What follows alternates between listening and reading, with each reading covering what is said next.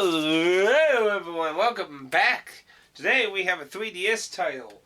A long ago you may remember a title of this. But today it's time for its sequel to be called to the curtain.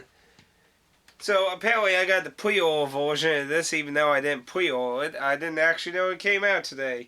I went to pick up Fairy Fencer F, and I just realized it came out, so nobody had pre-ordered it, so I actually got the pre-order version that the store had. So it came with a little box and some sample music. I don't really like these sample songs, personally. I don't mean the songs that are on here. I hate it when it's a sample disc. Give me a decent soundtrack, for fuck's sake, damn it. Anyway. So, the normal product you would get here.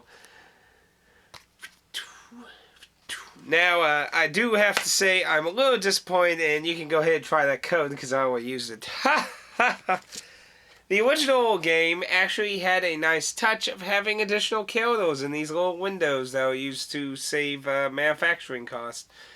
Nothing in it today, which is a shame because I thought that was something a little clever to do, actually, and they didn't. And it has no booklet, just a 2-sheet little thing. Nothing special at all. So anyway, is this a worthy game to even get? The original game's not bad at all, but I wouldn't say it's the most original concept either. It's really the Oridon series with an interesting RPG kind of theme going to it, and I like that. It gave it enough originality not to seem like a complete ripoff, but at the same time, it just slightly changed how the gameplay flowed, but it didn't really, hugely change it a lot. It added some nice touches in that, but what does the sequel really add? Well, boasting about having over 221 songs and over 60 characters, which, from what I understand, is possibly one of the Final Fantasy titles that have some of the most playable characters in one specific title. This does boast a heavily number of new songs in that, with a number of returning songs. Actually, from what I read, all the returning songs for the previous one, except for one song, didn't make it into this one. And I forgot what it was called, but it was just one song, and it was from one of the modern titles. It was probably Type 0, probably. It's probably that song that had some copyright issue with some...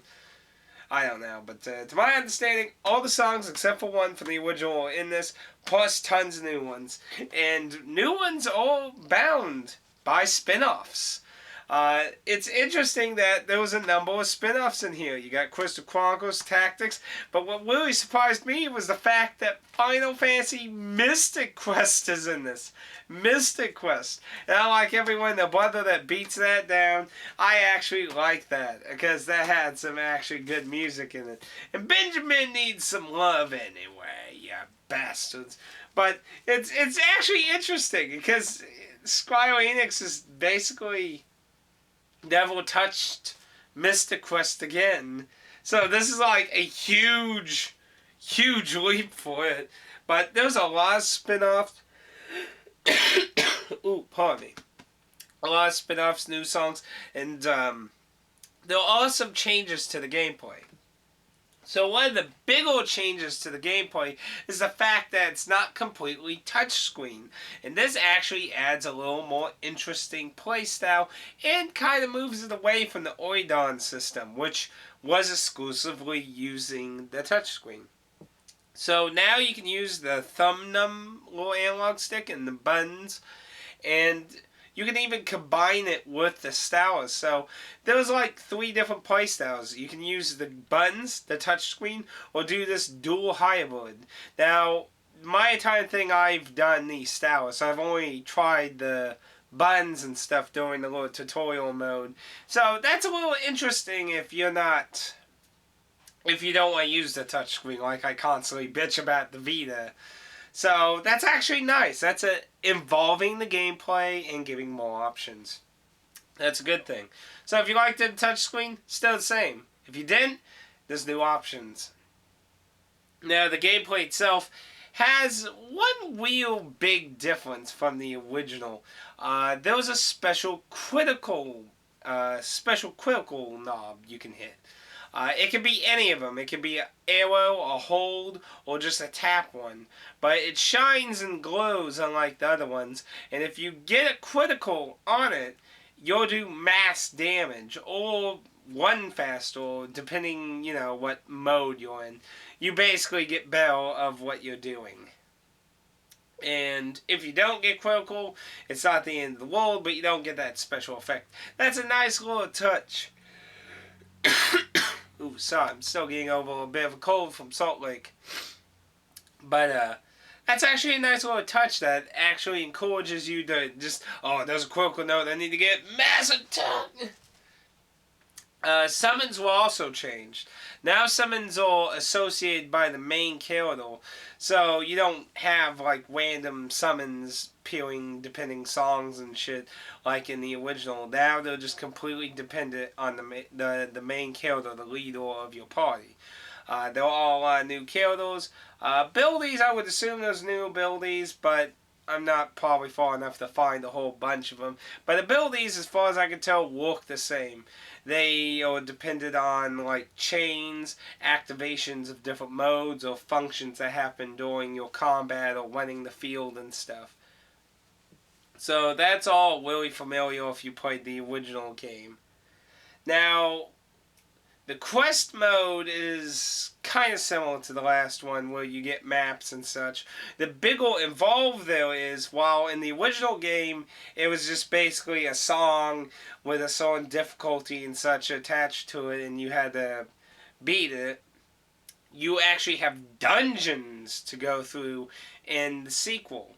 You'll have a little map area with different choice directions you can go. That'll take you to different field or fights and such. And they'll have ranging difficulties in that. And like the previous game, these different maps of dungeons have different level ranges. And again, you can get them through your journey through the single player, online, and other things. Oh, and by the way, online. The original game didn't have online, but this game does. The original game only had local. This game has local and online, which is a welcome feature. Adding in if you ever played the Oidon's game in multiplayer mode, this has a very similar system added with a lot of random effects that you could throw at your opponent. It's kind of like a weird Tetris Versus thing. There's a lot of different random abilities that either involve you needing critical, fucking with how your notes, the speed, the way they travel, making them unknown what they are until they're right near the point where you need to activate them and that. There's a lot of different variety, so it's actually really fun. I've had about 15 online matches. It's really enjoyable.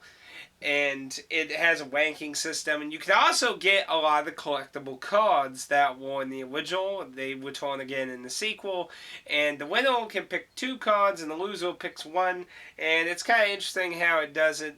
Basically, after the match is over, 3 cards appear. The loser gets to see 1 randomly, and the winner gets to see 2 of them randomly. And then the winner gets to choose first, the loser's second, and then the last one becomes the winner. So if you liked collecting the cards, that offers a little added on there too. Now, you don't get any of the score level ups during the online, so you'll have to continue playing the offline mode for that. Now, where in the original game, you kind of oh, pardon me. In the original game, you kind of went through series to series, really. In this one, it really just has everything opened up. There's a few that you'll way back up. You have access to 4 titles at first, and after you do 4 songs, it opens up the series.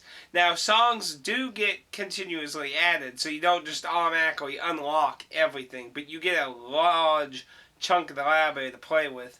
And just like the original game, as your score thing gets to certain heights, you unlock certain stuff now. Now, you don't have immediate access to everything when you start the game either.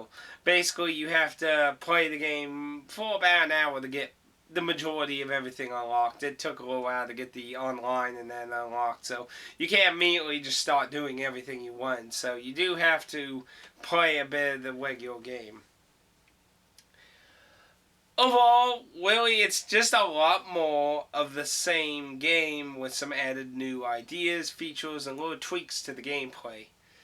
There's a lot more songs, and it's a shame that they're all, again, more digital songs. But if you don't mind that, there's more hefty digital songs. I believe there's currently 50.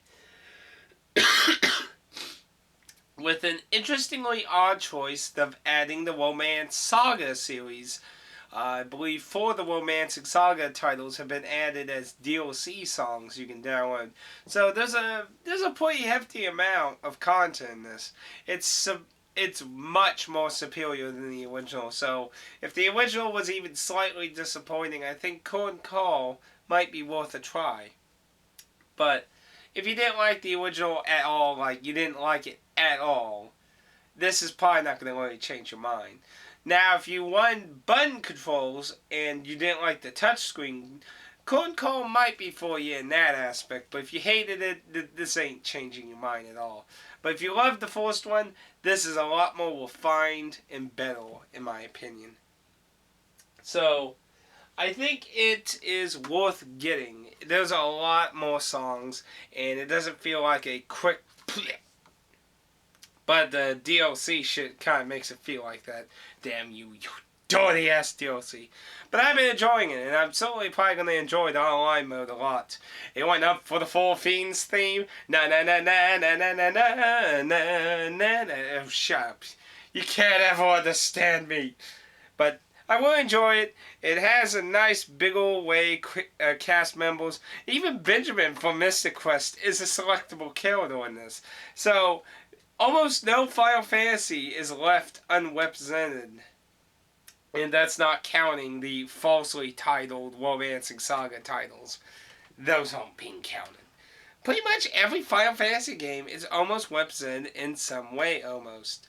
Now, if you're going to get really picky, say like the multiple Tactics games, like Tactics Advance and Tactics Advance 2, those two ain't being represented, only Final Fantasy Tactics 1, so it's not every single one, but there is really a good chunk of spin-offs in the entire main series, including 14, though 14 only has one person representing it, but every main entry has somebody representing it, and a good chunk of the spin-offs do too, so it's really nice.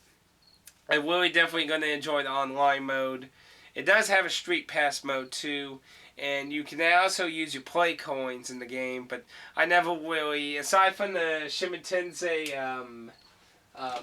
Soul Hackers, I haven't really seen a huge use for play coins. I think that's the best use of them so far. But you can use play coins in it too. Aside from that, I recommend it. Oh, pardon me. I recommend it if you're into, music and you like to, say, the original game or the Oidon games. This is definitely right up your alley. If you're not really into rhythmic, music-touching games, then you're probably not going to really get into it. I like it. I'm enjoying it, and I definitely hope I can see you online. And also feel free to drop a comment down below if you want to duke it out. If you happen to get the title. And if you have any questions or anything, please feel free to leave a comment down below. And thank you for watching. Until next time, praise the sun.